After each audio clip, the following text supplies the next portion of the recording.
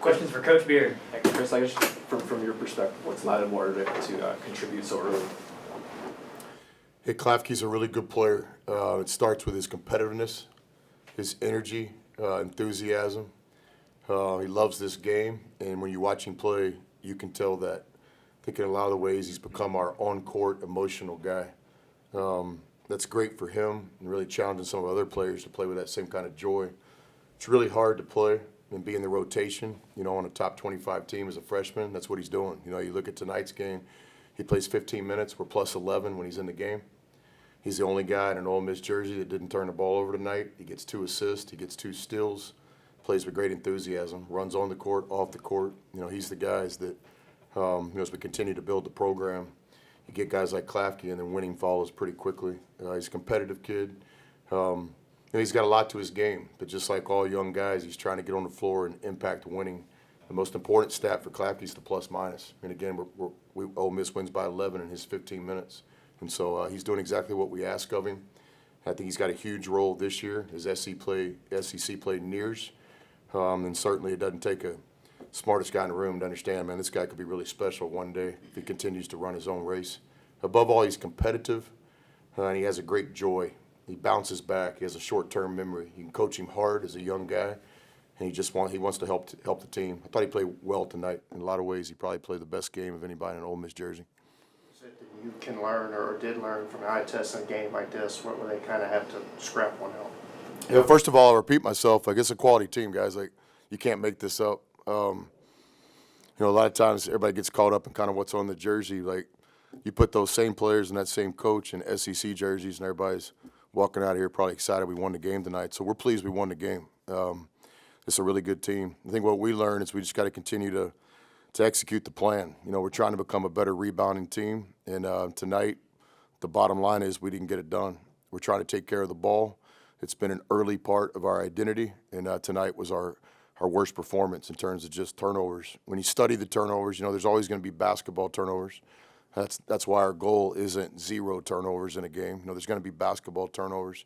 Where we got caught tonight was just a lot of casual plays. Trying to thread the needle like on a home run play instead of just moving the ball.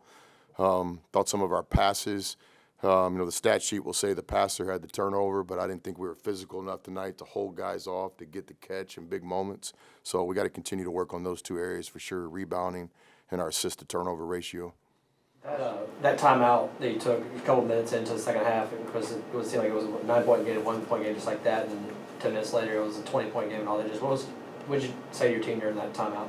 Yeah, I was just frustrated with our discipline. We understand it's going to be a 40-minute game when you play these guys. We've been watching the clips all week. You don't go into Starkville and win the game. You don't go to Vegas and win the game. You don't go to Ruston and win the game unless you got a good team. This coach has been doing this a long time. They won 4 out of their last 5.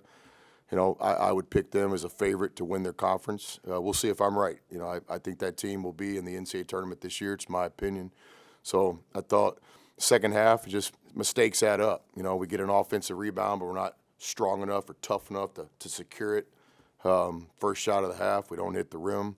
Then on the other end, our transition defense fails us. And when you play a quality team like this, it's exposed quickly. So it was really about 3 or 4 back-to-back mistakes. And so just got the guys refocused and just reminded them, hey, man, we're in a real game tonight. This is going to be a 40-minute game. We got to scrap back. How's Matt, kind of where is he in his progress coming back? Yeah, it continues to be kind of day-to-day. I'm hopeful that he'll be able to play before Christmas. He's been practicing a little bit more lately, so the goal is to get him back when he's as close to healthy as he can be. Matt wants to play. He's spending a lot of time in the training room with John Raybon, so I'm hopeful that he'll play in our next game. You mentioned Eduardo maturing into the emotional leader a little bit. Is it rare in your experience to have a freshman kind of feel comfortable in that role? Yes, that is rare. Not rare to have a guy contribute and play because Klafke's talented. But, yeah, a little rare that he has the courage and the confidence in himself and, really the mentality to take his minutes and do the best he can and earn more. This isn't just game day either. This is practice. He's got a joy about him. He's got a competitiveness about him. You can coach him hard. He's hard on himself. That was the first thing we did with Klafke. He was too hard on himself when he got here. but you love that competitiveness. He has a high standard for himself. You know, he didn't come to Ole Miss to win some games and make a tournament. You know, he came to Ole Miss and shares our staff's vision that, you know, let's get this program to a Final Four. Let's get this program really, really competitive nationally. And Klafke was on the ground level of that. You know, one of the first high school players we've signed, and he's deserving of the opportunity he's getting, and he's making the most of it.